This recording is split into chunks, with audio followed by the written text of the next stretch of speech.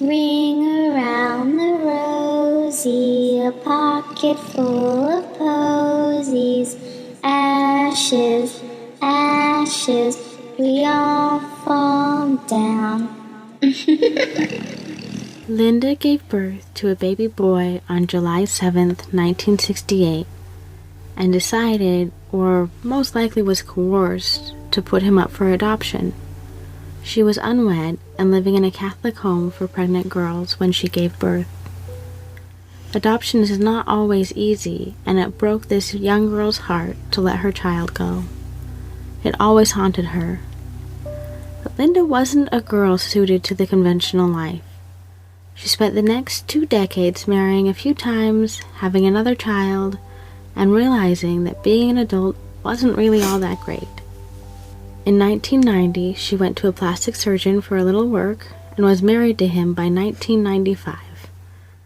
She was happy, her life was stable, and she increasingly wondered about Paul.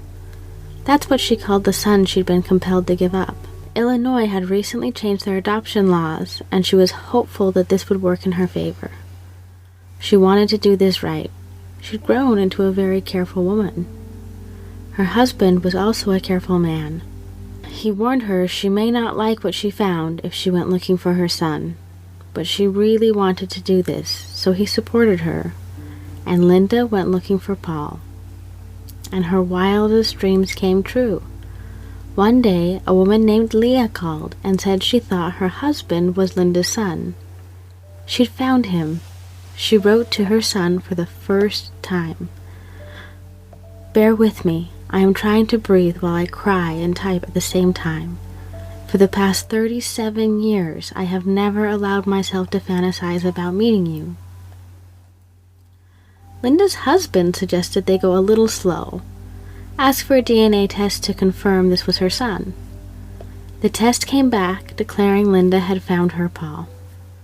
They first met in the summer of 2005, and they all began the work of becoming a family after all those years of separation. But Linda's husband had this gut feeling that something was off. This man's stories never quite passed muster. After some serious consideration, they hired a private investigator to look into Joe's background. Who was this man whom they had so easily accepted into their inner circle based solely on a DNA test? They were cautious people. It wouldn't hurt to check, right?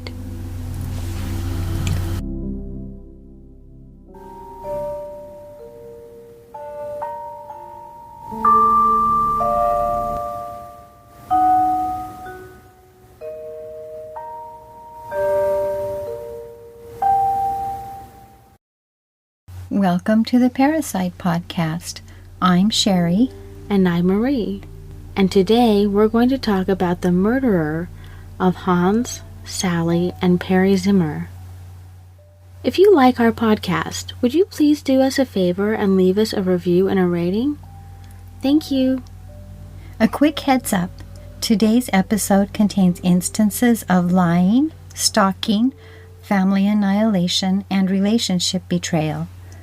You met an important person in our introduction, but there are a couple of other people who are integral to the story. So let's start with Candy Williams. Candy Williams headed to the beach in 2005, hoping to get a bit of sunshine and, as usual, wondering if she might find the man of her dreams as a happy surprise. This teacher had just moved to St. Petersburg, Florida, and said she was looking for someone with whom she could share her life. And this time she did. She met this sweet-looking man named Jovan Collier. He went by Joe and was 37 years old, and she fell head over heels in love with him. That first day they opened up to each other, talking about the many losses they had experienced in their lives. He shared that his parents had died in a car accident. Their car had been hit by a drunk driver, and he had been left devastated and alone in the world. She was happy to find a man who wasn't afraid of building emotional intimacy. They shared so many things that day, and they really connected as they shared their painful stories of family loss and lives rebuilt. He told her he felt like he just didn't fit in anywhere, and her heart broke for him. She said, "We hit it off that day. It was really quick. He was very charming, a smooth talker, sweet, funny." She felt like they really knew each other already. He was so open and honest. That's really fast. It is fast, and it is also a sign that you might be being taken for a ride in the relationship. Yeah, it's never a great sign if someone is immediately ready to open their deepest wounds. That's very true. Usually you have to build some trust first. I think that's really true and the foundation of a good relationship. But anyway, she wanted him to be happy, and she knew there was room in her life to help him feel the belongingness he longed for. So not only did she feel that love, but she also felt like she needed to be a caretaker for him. Mm-hmm. The dream continued, and they were engaged and living together 3 months later. She felt like she'd known him her whole life. What a pleasant surprise life had given her. Candy probably should have slowed the relationship down a bit, given it time to mellow, because she was in for some ugly surprises. Joe had been far from open and honest with her. Oh, what was the truth? She discovered he had been married before, twice, and he had 2 children from 2 different women. She found these out on 2 separate occasions, and I'm not sure Candy ever knew about his 3rd child. Those are some pretty big surprises. There's some horrible surprises, don't you think? Yeah, and not really very pleasant surprises given that he said he was alone in the world. That he hadn't bothered sharing this with her in and of itself was very concerning to her, but not a deal breaker. Candy felt they could work through it. He had a 21-year-old daughter from whom he was estranged, and Candy wanted to help him see where he fit in this world, so she encouraged him to reconnect with his daughter in an effort to heal his past. And he did. Well, that's nice. Yeah, I think so too. She also learned that he was taking trips up to Indiana to have parent time with his son, Aiden. But then Candy found out that visitation was actually a package deal. He was hanging out and sleeping with his wife. Oh, his ex-wife? No, his wife, Leah. He hadn't quite finished divorcing her. And yes, he'd failed to mention her existence in the beginning when they were being open and honest and getting engaged. That's a lot to discover. It's kind of a mess already, right? Mm-hmm. Leah didn't know about Candy, and Candy didn't know about Leah. Well, Candy broke off her relationship with him the minute she realized what was going on. But that didn't last. Joe soon found his way back into her heart and her life, and this time he was a divorced man. She must be very forgiving. That's a lot of nasty surprises. And very filled with hope that this could be a good relationship and a happy future. Candy liked surprises. Speaking of surprises, she'd take flowers, gifts, and funny jokes any day of the week. And Joe was nothing if not full of surprises. But the ugly surprises he served up were unsettling and exhausting. After they had reunited, Candy found out that Joe still had a relationship with his mother. His dead mother? No, actually. He had been adopted, and his adopted parents are the ones he said had died, which he'd failed to mention. Then he started a relationship with his biological mother. That was Linda, remember her? Mm-hmm. She had actually looked him up, and Leah, his wife, that was soon to be his ex-wife, is the one who contacted Linda. Oh, okay. So he'd been in touch with Linda since about the same time he'd met Candy, and they had a relatively close relationship already.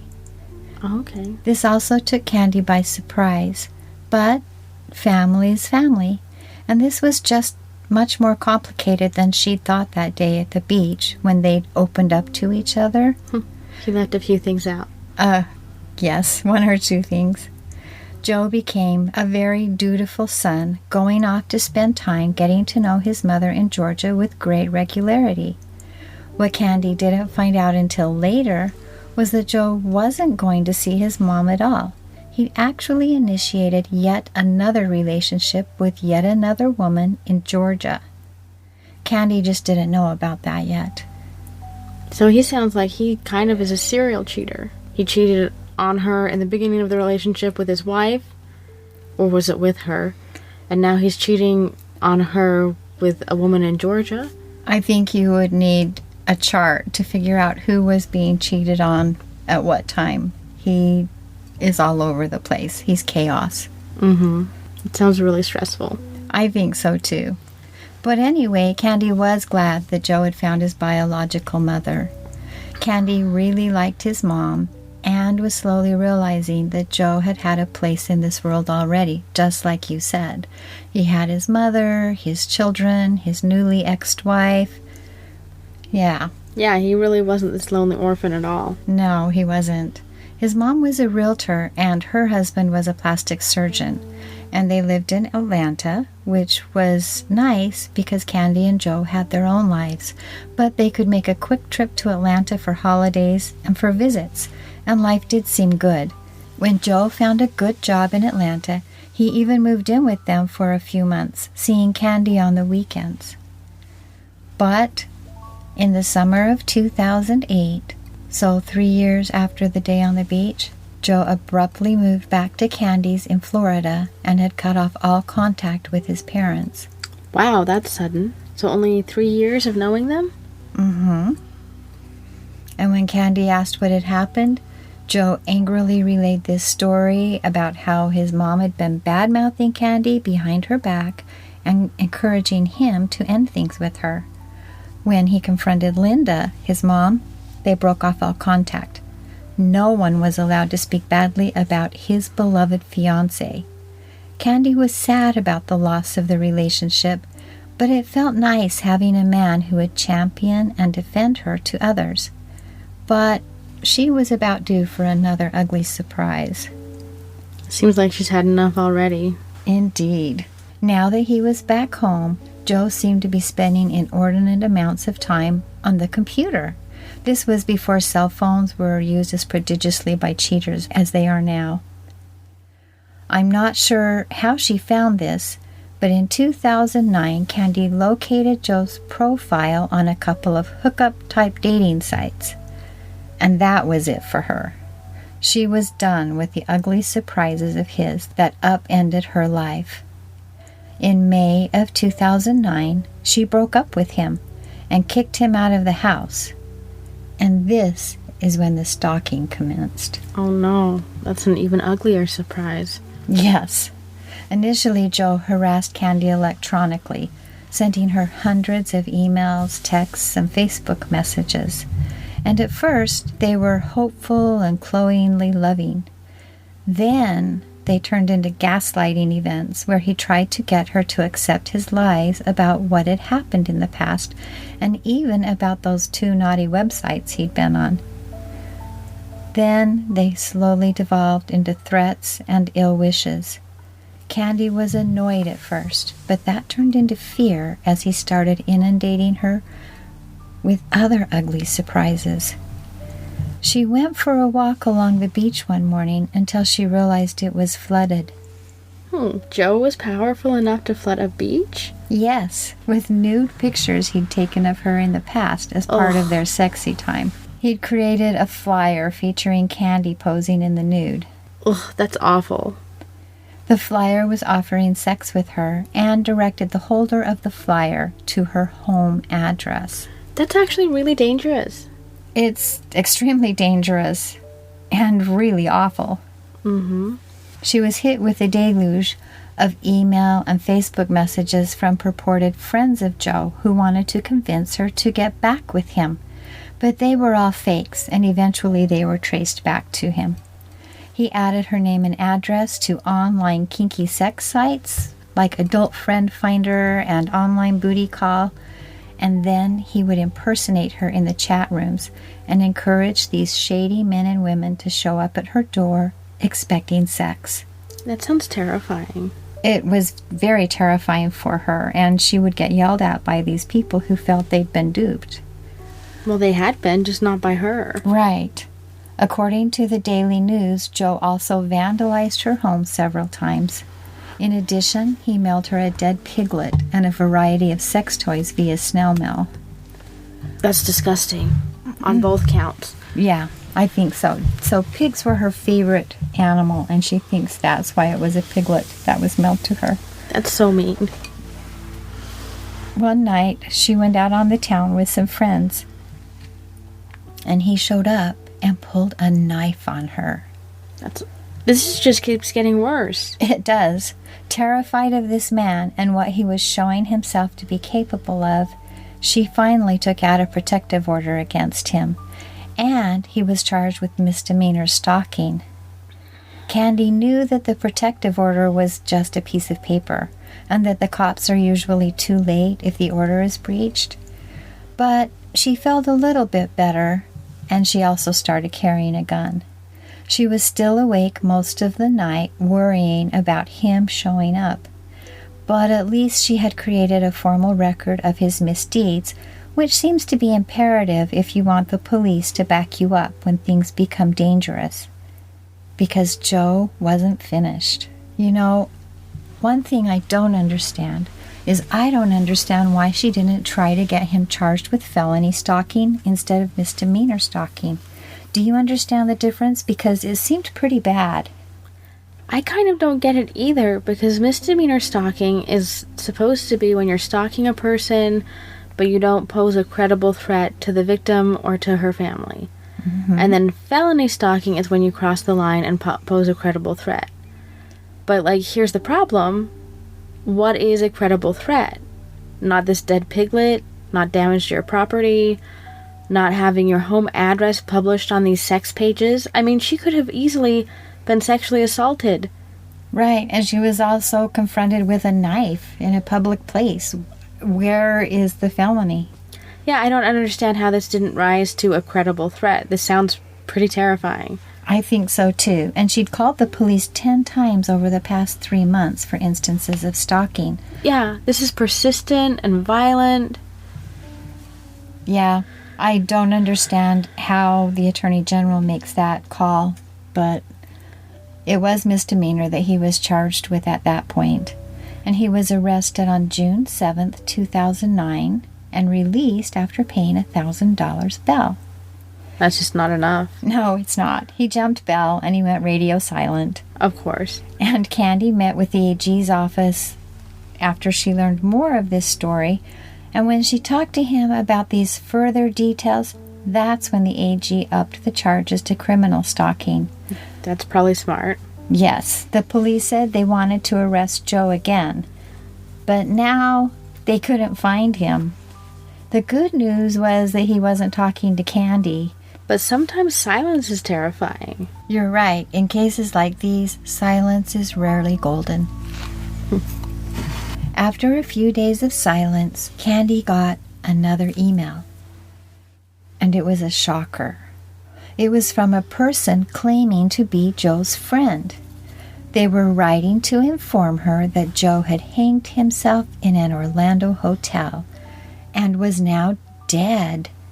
That's awful. You can just hear the "I hope you're happy" in that message. Absolutely.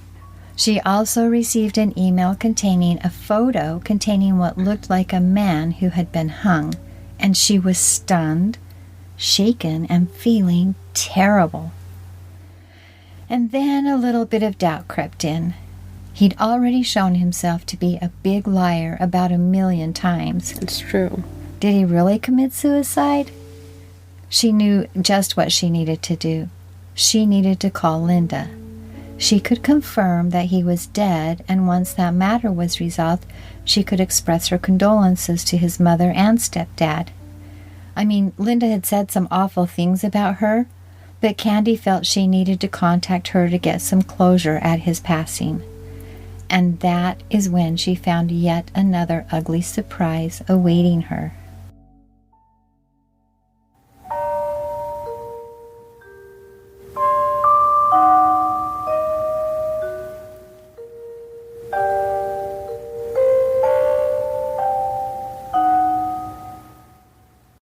Joe's stepdad picked up this call, and during the course of the conversation, no, they hadn't heard that Joe was dead, and they doubted it was true.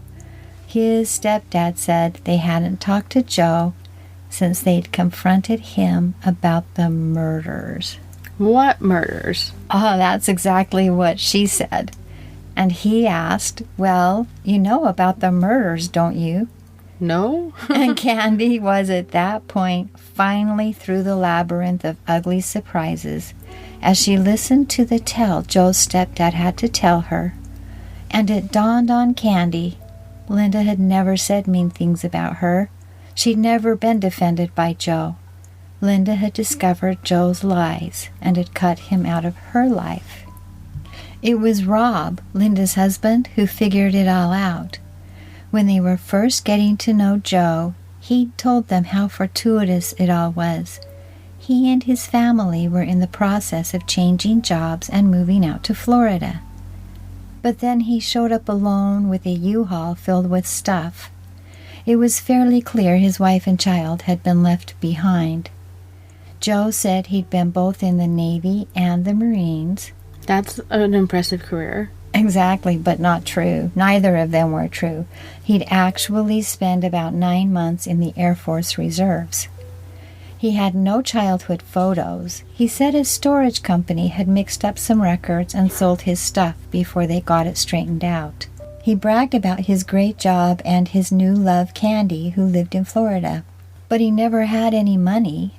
He temporarily moved in with them when he took this job in Georgia, but then he never moved out. And he was always cheating on Candy. That is not impressive. I would be so disappointed if that was my long-lost son. I would be too. These are the reasons they decided to hire an investigator. And when Rob shared what the investigator had given him with Linda, he had to hand her one document that he dreaded. It was a Wisconsin official warning that the boy's birth mother ought to fear for her life. That's awful. Can you imagine seeing that and having to give it to your wife? No, and I think that would make me very afraid. He was living with them at that point. Yeah. But Rob and Linda were done and afraid, and they started locking their bedroom door and sleeping with guns, but they tried not to let on to Joe that the game was up. They were hoping to stay safe and get him out of their lives. At least out of their house. Yes. Joe started talking again about getting a place of his own. He'd done this before, and it always fell through, so they knew it was probably just a ploy. Mm-hmm. But Linda really wanted him out of the house without a confrontation. He'd said he would be moving on Monday, so on Sunday she made a plan. She loaded all of his belongings into her car and met him at his place of work for lunch. After lunch, she helpfully loaded his belongings into his car. That does sound very helpful, doesn't it? Absolutely. It was tense, but she was pretty sure he knew, and he still didn't say anything. And then he was gone. What a relief. It was, and it was intense. The police offered protection, and Linda had some very deep grieving to do. She said she cried as she loaded his belongings into the car. It sounds horrible. She longed for him his whole life. And then she finds him, and this is who he is. Right. But after he was gone, he stayed gone. And he'd gone home to Florida and filled Candy with lies about it all.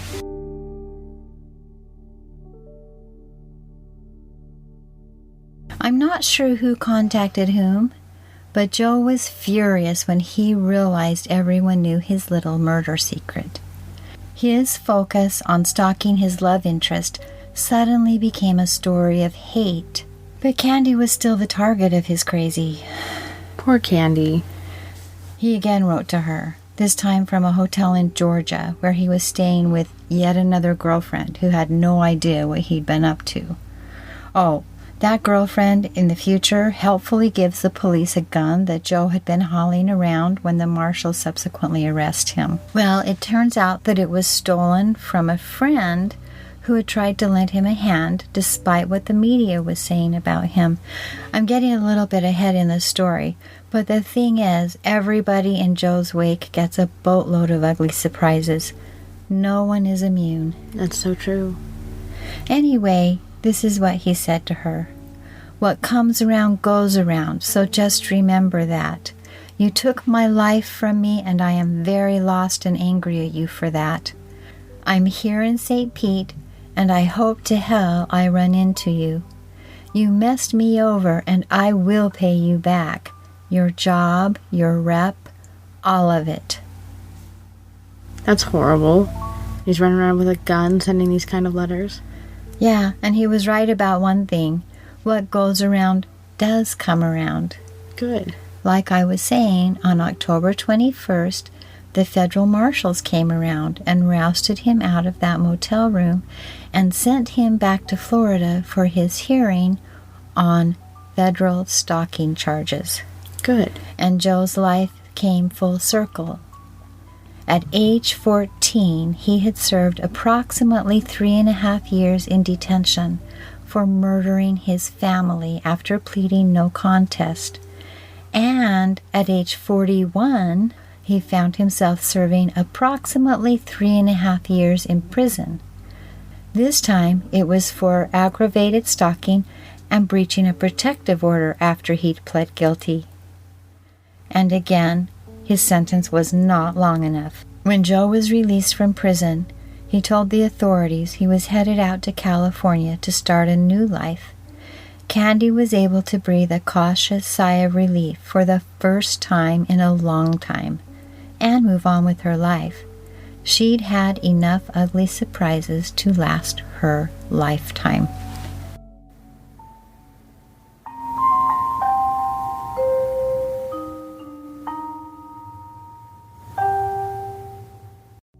So we know how his biological mom and Candy fit into the picture. We should probably talk about Joe and his family next. We can't. Why not? Joe didn't start out his life with a family. Well, yeah, that's true. He was adopted. But let's talk about Joe's adopted family. Can't. Why? Joe Collier was given life in the imagination of a boy named Peter Zimmer. Peter Zimmer did have a family. Ah, I was wondering why we kept talking about Joe if it was the Zimmer family that died. You gotta stop teasing me and just tell me the story already. Okay, I will do that. Liars make for great stories, but they aren't any fun to live with. It's so true. So, Hans Zimmer and Sally Jo Sokol met, fell in love, and married in Chicago, Illinois. In the summer of 1968, they adopted a newborn baby boy. They were delighted to have him join their family. They named him Peter Zimmer after Hans's father, and as most families did back then, they kept his adoption a secret until they felt he was old enough to understand. 4 years later, they adopted another baby boy, Perry. And they spent the boy's growing up years doing all of the normal things normal families do while continuing to live in Wauconda, Illinois. Hans was an airplane mechanic. He made really good money, and this let Hans take his little family to Germany a few times so they could learn about their family heritage and meet a lot of their family. See, he was a German immigrant. Well, that's nice that they could go back. That sounds like a pretty good childhood. Yes, and Hans really wanted his children to understand where he came from and who he was. So Hans and Sally, like I said, didn't tell Peter he was adopted until he was 12 years old. That had to be a bit of a shock. I think that it was. That's kind of how it used to happen back in the day. Mm-hmm. They used to not tell the children, hoping the children would come along, feel a part of the family, feel loved, and then when they got old enough, they would say, and usually it was around early teens, they would tell the child they were adopted. I wonder how he took that. Well, not a lot is publicly known about Peter's childhood. I did hear that they only told him when he was 12 because an aunt slipped. Oh. And then he followed up with his parents and they told him the truth. But he did do an interview with the Journal Sentinel reporter after one of his stalking charges. So this is about 3 decades later. Mm-hmm. They asked him about his childhood. But we aren't covering it here because, well, Peter's a notorious liar. Yeah, I don't think we want to be reporting someone's words who's a known unreliable source. And as we get further into this, you'll see that unreliable is an understatement. We don't feel it's important to hang on to the words of an inveterate liar as he talks about the people who gave him their lives so he could have a family, when, in fact, he took all of their lives. What we do know is that their lives in Illinois were disrupted when Hans lost his job at Trans World Airlines. Hans and Sally were pleased when Sally's brother, who owned a business that made crystals for radios in Mineral Springs, Wisconsin, offered Hans employment. But Peter was mad at the prospect of being uprooted from the only home he'd ever known, and he didn't want to go. He was a high school freshman. He'd been attending private school, the Holy Name Seminary, at the beginning of the year, but he hadn't been doing well. He transferred to the public school, Wakanda High School, about 10 weeks into the school year. Teachers and administrators said Peter had not done very well in public school. They described him as an unenthusiastic student. But Peter really liked his life in Wakanda, and you can imagine the conversations in this family as Hans and Sally prepared to make this move. I'm sure they reassured him that he would thrive in Wisconsin, that it would be good for him to get better acquainted with his mom's side of the family, that they needed to move if they wanted to continue paying their bills, and that he would be fine. But ultimately, they had to tell Peter that what he wanted didn't really matter. He was moving with the family, and he was going to be fine. The family climbed into the car and drove to their new home in April of 1983, and Peter's resentment of his family continued to grow. That's so sad. So many kids react so badly when their parents are moving because they have to. Right. This family wasn't making the move lightly, and it sounds like they were very concerned about his well-being in the move. Mm-hmm. They knew he wasn't stable in school. They knew he had friends there. That would be a very difficult decision. Mm-hmm. But if you lose your job, you have to go where you have work. That's very true. Anyway, the move to Mineral Point seemed to work out for Peter that first month and a half. He'd only been in his new high school for 7 weeks, but he appeared to be doing great. He was cute and fun, and he was really good at track. He fit in well with his new school, and everyone was reported to have liked him and his family. He missed his old buddies up in Wakanda, Illinois, and he spent a lot of his free time talking to them. According to the Des Moines Register, on Monday, May 23rd, Peter called his friend and mentioned that his parents were out of town and he'd snuck some of his dad's credit cards. Oh, okay. So he's letting his friend know that he's up to no good. Mm-hmm. I think he was trying to talk his friend into going with him. Oh, okay. But on Tuesday, Peter called him back and mentioned he was planning to kill his whole family.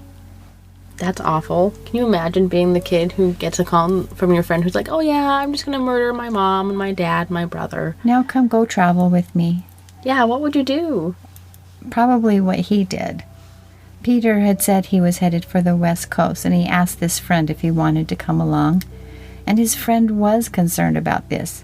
So he sought some adult insight into the situation, and that adult contacted the local police. And they immediately paid a visit to the Zimmer home. But it was too late. The deputies found the entire family murdered. Oh, that would be so awful. Mm-hmm. It is a very sad story. It is. Peter appeared to have murdered his mother first, stabbing her 15 times. She had been carried into the shed behind the house, and a rosary had been placed on her body. 11-year-old Perry had been stabbed more than 25 times. He had many defensive wounds on his little body. It appeared he fought valiantly for his life. His body was dragged upstairs to his bedroom. It appears Hans had been ambushed. His body was found on the back porch. He had been shot 5 times. That's awful. And so violent with the knife. I don't understand why he would stab his mother and brother and then shoot his dad. A lot of times there's kind of a physical power dynamic, and they will stab someone if they think they can get away with it, and shoot them if they see them as more powerful than they are.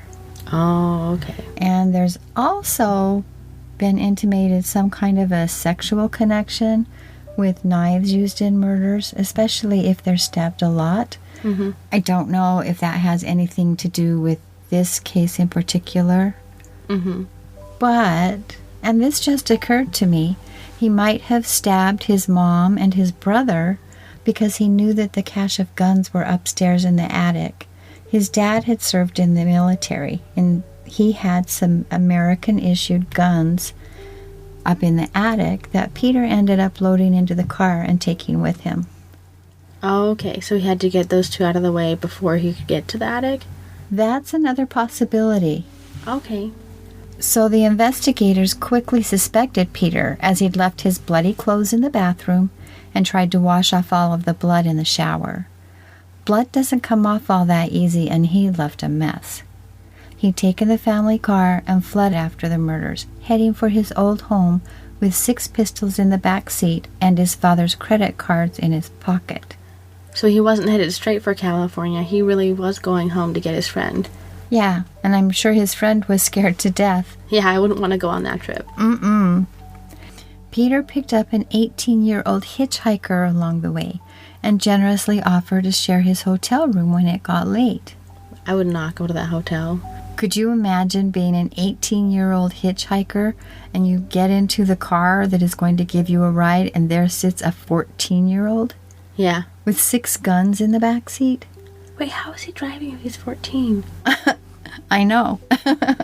Yeah, that would be a terrible ride to take. I would have waited. I would have too. Anyway, when they tried to check into the hotel room for the evening in Kansas City, Missouri, the desk clerk called the police. The desk clerk had expressed concern about Peter having permission to use Hans's credit card, and Peter had tried to convince him that he was hitchhiking across the country and had his dad's permission to use the card. Now remember, this boy is 14 years old. Think of how smooth he is at lying. Yeah, that's a pretty creative lie for such a young kid. And he may have gotten away with it, but the hitchhiker piped up and said, "That's not true. You stopped and picked me up outside of St. Louis in the car, which is outside with all the guns in it." Okay, so maybe this hitchhiker was ready to be done with the ride. I think so.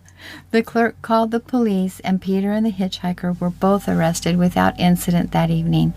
The hitchhiker was eventually released from custody, hopefully understanding why every mother used to tell her children not to hitchhike, because they could get picked up by a murderer.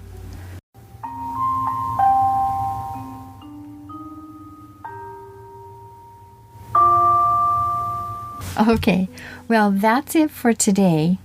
We'd like to thank the Portage Daily Register, Murderpedia, the Tampa Bay Times, the folks at the Dream and Demon, the Daily Mail, the New York Daily News, the Milwaukee Journal Sentinel, the AP News, JoJo Stories, Adam Quick, Criminally Listed, Bruce Velmetti of the Journal Sentinel, the Des Moines Register, the Waco Tribune, the Wisconsin State Journal, the Capital Times, and the Galveston County Daily News for the information and pictures that we used in the story today.